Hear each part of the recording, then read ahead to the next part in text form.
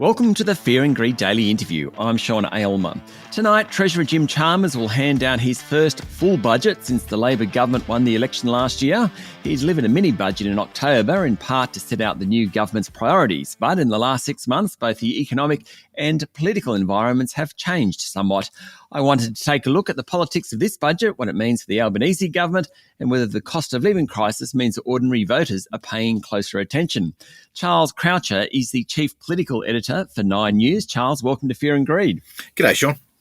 First off, chief political editor for Nine News. You're about 5 months into the job, are you? How is it? Big shoes to fill, like your previous two incumbents. Yeah, huge shoes. 5 months and two budgets as of tonight into the job, which is a strange way of doing it. But look, it's an amazing role. And, you know, I can't think of two more storied careers than Laurie Oakes and Chris Uhlmann. So to be following them feels a little bit surreal and a little bit silly, but I'm here and trying, and they've been a huge help. So I call on them as much as I can, and budget time is no different. Fantastic. So tonight's budget, what do you think the big themes coming out of it? I suppose cost of living is one.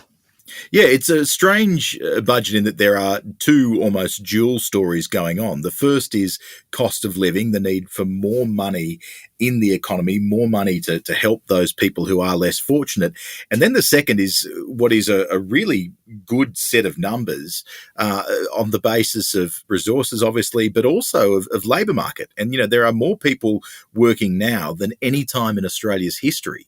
And it's going to show in the numbers that come out in terms of taxes brought in. So it is a really strange sort of parallel pathways where the government is trying to give more money to those that are unable to find work or need support for work, but at the same time keep the economy going with all those jobs and try not to prop up inflation too much, because the Reserve Bank is doing its darndest clearly to get inflation back down into that target level, and the government's going to have to try and help it out while still providing a helping hand. They're almost sort of contrasting ideas. So that's what faces Jim Chalmers.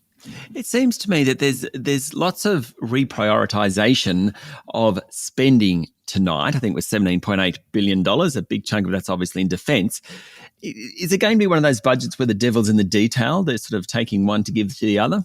Oh, absolutely. It's also one of those budgets, I think, where the devil may come 6 months down the track. And that's not just in terms of inflation and support payments and where sort of everyone is landing. Of course, we know about mortgage rates and the mortgage cliff so many Australians are about to fall off, but also things like cheaper medicines. This is one of the policies that the government has really backed itself and tied its flag to the masks in so many ways. The pharmacies say there's not going to be medicines because of this idea of cheaper medicines. We won't know for 6 months' time who's right. If the government is right, I don't think they'll get the same amount of credit that they would if they're wrong, and how much they'll get blamed for it. So it is high risk, but given the circumstances, it can be high reward down the path as well, because they're in a very strong position politically. There's lots of capital to use.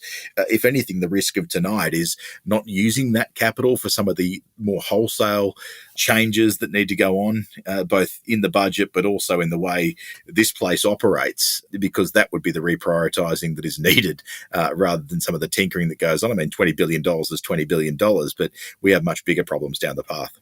Okay, so do you think ordinary voters care that much about the budget generally, but particularly tonight, because it is going to be a cost of living budget? Yeah, tonight feels like one that Australians will. I mean, everyone knows that it's tough to make ends meet at the moment. And there are so many governments in the past that have effectively died by the sword of inflation. If people are going backwards in their wages, you know, it's one thing to see the amount of money coming in your pay packet each fortnight or each month go up, but it's a whole different scenario if it's going up and yet you're being able to afford less. And I think that would be quite demoralising, not just for families and for budgets, but for the whole economy if it stays that way. So it's a really tricky one for the Treasurer, but it will be a tricky one for households as well, because the thing we speak about a lot when it comes to raising the job seeker payments, you know, it's pretty well acknowledged that needs to go up. And now the government has this whole committee they've set up as part of negotiations with David Pocock that will remind them this time every year that it needs to go up.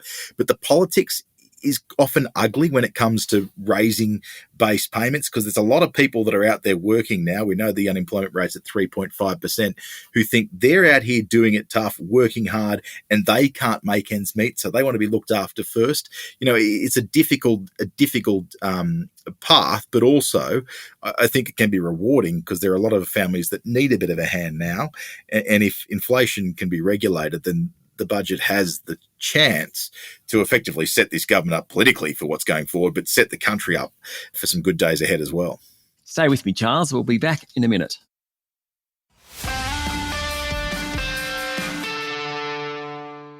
My guest this morning is Charles Croucher, Chief Political Editor for Nine News. What about Peter Dutton and the opposition? I mean, they never get much of a voice on a day like today. He will respond in a couple of days' time, but it hasn't been a great 12 months for the opposition, and it doesn't look as if things are necessarily going to get much better very quickly. Yeah, he's at the stage now where every decision has to become a risk, and every risk has to become a decision. This far out from an election still, I think the opposition are confident that inflation will politically be their friend. They think that there is troubled times ahead, not just for households, but that will then flow through when those households start blaming the government. In terms of the opposition's political fortunes, though, there are some big risks ahead in the next 6 to 8 months, not just the by-elections coming up on the Gold Coast, and then also likely in Scott Morrison's seat in Cronulla, but also the referendum. And then the closer this gets to an election, the more nervous backbenchers get. So Peter Dutton has certainly got the backing of his party room, the control of his party room, but in terms of connecting with voters know Peter Dutton. They've known him for a long time, and he's running out of opportunity to recast or recalibrate their thoughts of him. This is one of the rare opportunities he will get this year, and I suspect, and having spoken to those around him and to the coalition leadership team, they want to make this the one that counts. You mentioned the Gold Coast by-election, Stuart Roberts' seat of Fadden. Morrison, if he goes, they're unlikely to fall to Labor. I mean, just when you said that, I thought, I don't think this is going to be Aston again, but maybe it will.